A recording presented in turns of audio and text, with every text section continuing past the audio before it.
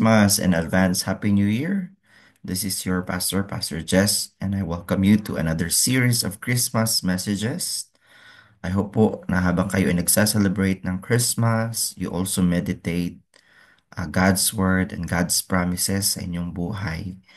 And gusto ko pong i-share sa inyo ang aking message. At ang teksto po natin ay makikita po sa very famous na verse found in John chapter 3 verse 6 to 17. No? Ang title po ng mensahe ko is The God's Greatest Gift We Need o ang pinaka dakilang regalo ng Diyos na dapat nating ah, tanggapin o kailangan natin sa ating buhay. Again, in this season, marami po ang very busy in preparation. Marami pong mga parties, pagkain, gifts, even a lot of fun games. But ano nga ba ang tunay na spirit ng Christmas? Again, ang Christmas ay ang ibig sabihin nito ay Christ worship or Christ service. No? Ang sentro po ng Kapaskuhan ay si Kristo. And uh, in John chapter 3 verse 16 in our text today, sapagkat gayon na lamang ang pag-ibig ng Diyos sa sanlibutan na to us dahil ibinigay niya ang kanyang bugtong na anak na si Jesus para mamatay para sa ating kaligtasan.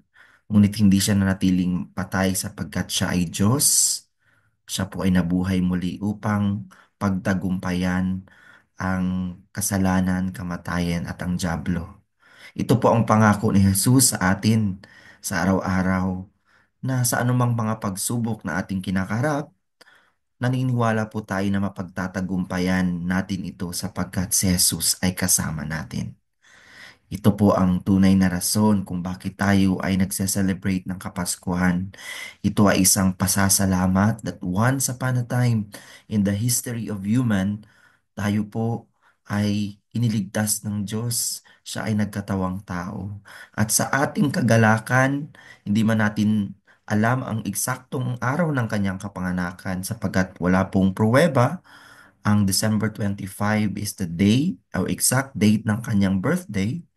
But we know for sure na siya ay dumating sapagkat ito ay pinangako ng Diyos sa kanyang mga salita sa Biblia na ang Diyos ay panganganak na.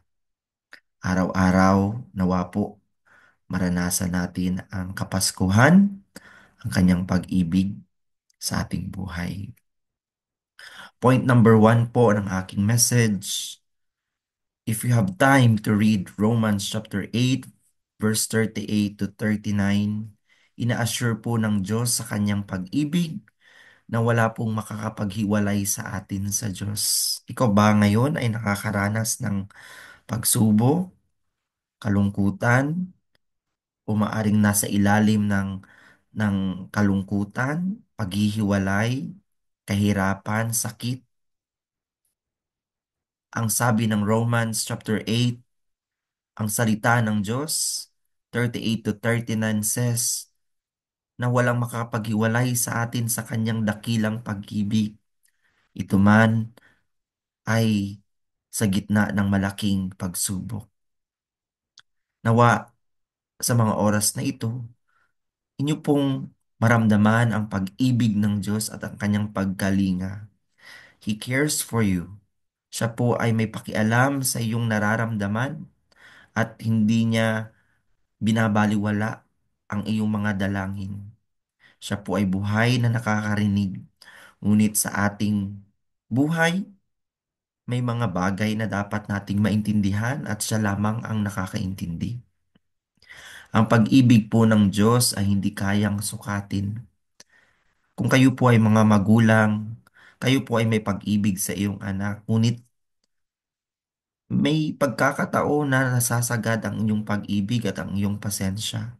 Ngunit ang pag-ibig ng Diyos ay napakalawak, mas malawak pa sa karagatan at kasing taas ng kalangitan o gaano man kalalim. Kaya itong umibig ng kahit sino. Kayang nitong tumanggap at Intindihin ang ating kahinaan, ang ating kakulangan. Ganun po ang pag-ibig ng Diyos. Ang kanyang pag-ibig at ang kanyang habag ang nagdala sa atin sa tabi o naupo sa atin sa trono ng Diyos. Ibig sabihin po nito, tayo ay may malayang karapatang lumapit sa Diyos sa lahat ng pagkakataon. At ang Diyos ay alam ang ating mga ninanais ng ating puso. Mga kapatid, ikaw ay manalangin, ikaw ay dumulog sa Diyos sapagkat ikaw ay nakaupo sa kanyang trono.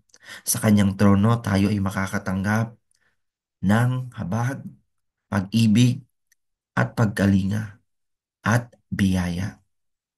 Ang pag-ibig ng Diyos ay hindi limitado para lamang sa isang tao.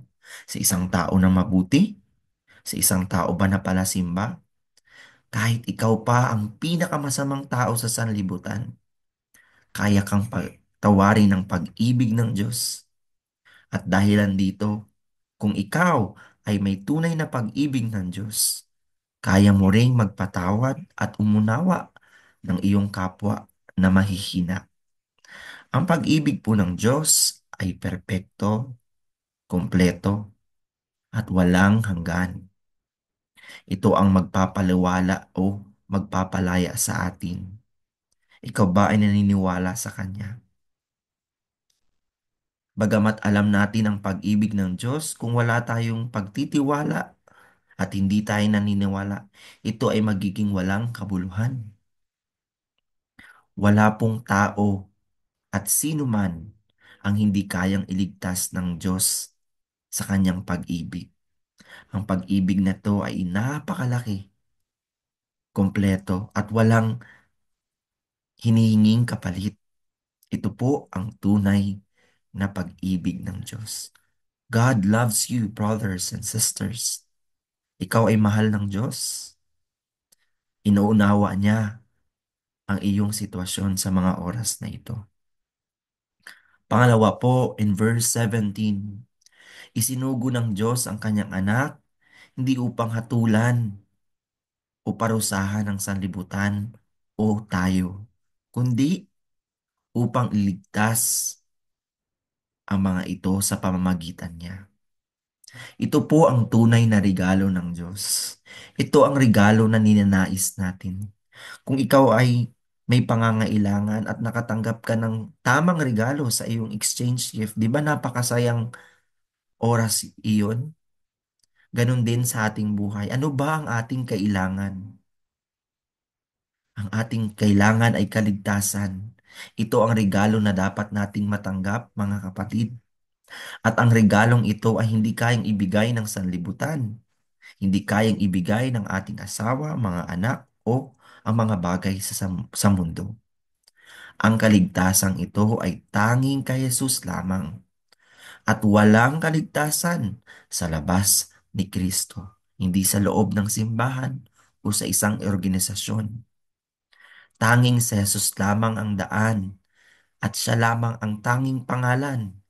Jesus alone, only way and only name. Sabi ng John 14:6 and Acts 4:12. Ang kaligtasang ito ay mula pa sa pag-ibig at hindi dahilan sa ating mabubuting gawa. Ano ba ang kayang gawin mo para sa Panginoon? Ito kaya ay sapat para ikaw ay maligtas? Iniwan ng Diyos ang kanyang trono, ang kanyang kadakilaan, His Majesty, His throne, His kingdom para sa iyo. Ganito ka ka-espesyal sa harapan ng Diyos. Ikaw ay pagdakilang mahal ng Diyos. Nawa, maramdaman mo po sa mga oras na ito ang kanyang pag-ibig. Ang sino mang sumampalataya sa kanya. Ang pag-ibig ng Diyos na ito ay ibinagbibigay ng Diyos ng libre para sa atin. Ngunit kung wala po tayong pananampalataya at paniniwala, ito ay walang kabuluhan. Ayon po sa Hebrews chapter 11, inyo pong mababasa that by faith, Noah believes. By faith, Joseph believed. By faith, even Abraham offered his son. It is only by faith. Naniniwala po ba kayo na may kaharian sa langit at may buhay na walang hanggan? Kayo po ba ay naniniwala sa kamatayan ni Jesus sa krus ng Kalbaryo para sa iyong kaligtasan? I bless you that by God's grace, you might believe that Jesus is the Christ, that He is the solution and answer to all your problems. Amen if you believe. Ibig sabihin, naniniwala ka. Number three, bilang konklusyon, marami pong pag-aaral at ang nagsasabi na ang mga matatagumpay ng mga tao sa sanlibutan ay ang mga taong may ibang pananaw sa araw-araw. Hindi po nila kinukonsider na ang araw at susunod na araw ay parehas. Lagi pong magkaiba iyon. That's why they look forward for new things, new expectations, at new life and new hope. Kayo po ba ay may bagong pag-asa at bagong pagtingin? Nawa makita ninyo ang lahat sa isang bagong pagtingin. Halimbawa na lang po sa pagtingin natin sa ating mga anak. Nakikita ba natin silang pasaway? Nakikita ba natin sila na hindi sila ay mahina? O sa susunod na araw, meron kayong pagtingin na sila ay may pag-asa at kayang magbago? Hindi na po tayo lalayo sa ating sarili. Binibigyan ba natin ng pag-asa ang ating mga sarili kung tayo ay nahululugmok at nawawalan ng loob? Hindi na ba tayong pwedeng magbago at maging mabuting tao? Sa ating pong pagising sa araw-araw, I hope that you will expect new and fresh things, even sa pagkain, even sa pagsamba tuwing linggo. I encourage our brothers and sisters in the Lord that as you come to church, wag po kayo mag-expect na ito na naman uli.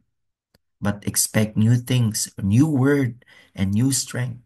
Bago po tayong pagtingin, makita ang bawat isa bilang mga kapatiran. At kahit pa sa gitna ng matinding problema, makita natin na merong solusyon. Makita natin at meron tayong pananaw na iba sa lahat. Ang salita ng Diyos ay laging bago at ito ay nagbabago sa atin sa araw-araw. Ang Diyos po ay kikilos sa mga bagay na hindi natin inaasahan at siya ay Diyos ng himala, Diyos ng kamangha-mangha. He is an awesome God, wonderful God, and He will do wonderful things sa iyong buhay. Hindi po tayo magiging ganito habang buhay.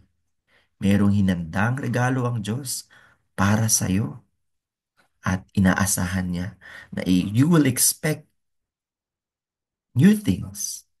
Katulad ng isang bata na nag-i-expect ng regalo sa mga matatanda with excitement, with happiness, in prayer, tayo po ay maghihintay that God will solve our problem and He will do great things sa atin.